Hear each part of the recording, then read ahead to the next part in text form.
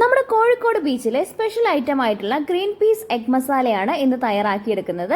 അതിനായിട്ട് കുതിർത്ത് വെച്ചിരിക്കുന്ന ഗ്രീൻ പീസ് ഞാൻ കുക്കറിലോട്ട് ഇട്ട് കൊടുത്തിട്ടുണ്ട്. ആവശ്യത്തിന് മഞ്ഞൾപ്പൊടി, ഉപ്പ്, വെള്ളം എന്നിവ ചേർത്തതിന് ശേഷം നമുക്കിതൊന്ന് വേവിച്ചെടുക്കാം. പാൻ വെച്ച് ചൂടാക്കിയതിന് ശേഷം അതിലോട്ട് ആവശ്യത്തിന് വെളിച്ചെണ്ണ ചേർത്ത് കൊടുക്കുന്നുണ്ട്.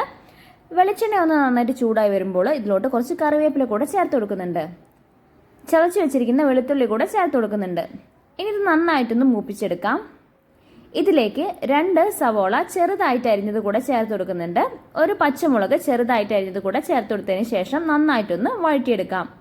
ഇനി ഇതിലോട്ടുള്ള പൊടികളൊന്ന് ചേർത്ത് കൊടുക്കാം. 1/4 ടീസ്പൂൺ മഞ്ഞൾപ്പൊടി, 1/4 ടീസ്പൂൺ പെരിഞ്ജീരകപ്പൊടി, 1/4 ടീസ്പൂൺ മല്ലിപ്പൊടി, 1/4 ടീസ്പൂൺ ചിക്കൻ മസാല, 1/4 ടീസ്പൂൺ കുരുമുളക് പൊടി, ആവശ്യത്തിന് ഉപ്പ് എന്നിവ ചേർത്തതിന് ശേഷം നമുക്ക് പൊടികളുടെയൊക്കെ പച്ചമണം മാറുന്നത് വരെ നന്നായിട്ടൊന്ന് വഴറ്റിയെടുക്കാം.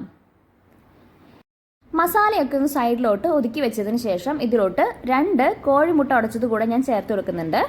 ഇനി ഇത് നന്നായിട്ടൊന്ന് മിക്സ് ചെയ്തെടുക്കാം. ഒരു മീഡിയം ഫ്ലെയിമിലോട്ടിട്ട് നന്നായിട്ടൊന്ന് മിക്സ് ചെയ്തെടുക്കാം കേട്ടോ. ഇനി ഇതൊന്ന് ചിക്കി കൊടുക്കാം. ഏകദേശം ഒന്ന് പാകമായിട്ടുണ്ട്. ഇനി ഇതിലോട്ട് നമുക്ക് നേരത്തെ വേവിച്ച് വെച്ചിരിക്കുന്ന ഗ്രീൻ പീസ് കൂടെ ചേർത്ത് കൊടുക്കാം. ഗ്രീൻ പീസ് ചേർത്തതിന് ശേഷം നന്നായിട്ടൊന്ന് മിക്സ് ചെയ്തെടുക്കാം. ഏകദേശം ഒന്ന് മിക്സ് ആയിട്ടുണ്ട് കേട്ടോ. ഇനി ഇതിലോട്ട് ഞാൻ ഒരു ചെറിയ തക്കാളിയുടെ കഷ്ണം കൂടെ ചേർത്ത് കൊടുക്കുന്നുണ്ട് കേട്ടോ. കുരുവൊക്കെ കളഞ്ഞതിന് ശേഷമാണ് ചേർത്ത് കൊടുക്കുന്നത്. ഇനി ഇതൊന്ന് മിക്സ് ചെയ്തെടുക്കാം. ഇതിന് മുകളിലായിട്ട് കുറച്ച് മല്ലിയില കൂടെ ഞാൻ ചേർത്ത് കൊടുക്കുന്നുണ്ട് കേട്ടോ.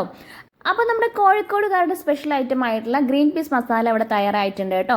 അപ്പോൾ എല്ലാവരും ഒന്ന് ട്രൈ ചെയ്ത് നോക്കുക. നമ്മുടെ ഇന്നത്തെ വീഡിയോ ഇഷ്ടപ്പെട്ടെങ്കിൽ ലൈക്ക് ചെയ്യുക. നമ്മുടെ ചാനൽ സബ്സ്ക്രൈബ് ചെയ്യാൻ മറക്കല്ലേ. അപ്പോൾ നമുക്ക് പുതിയ വീഡിയോകളുമായിട്ട് ഇനിയും കണ്ടുമുട്ടാം. അതുവരെ ബൈ.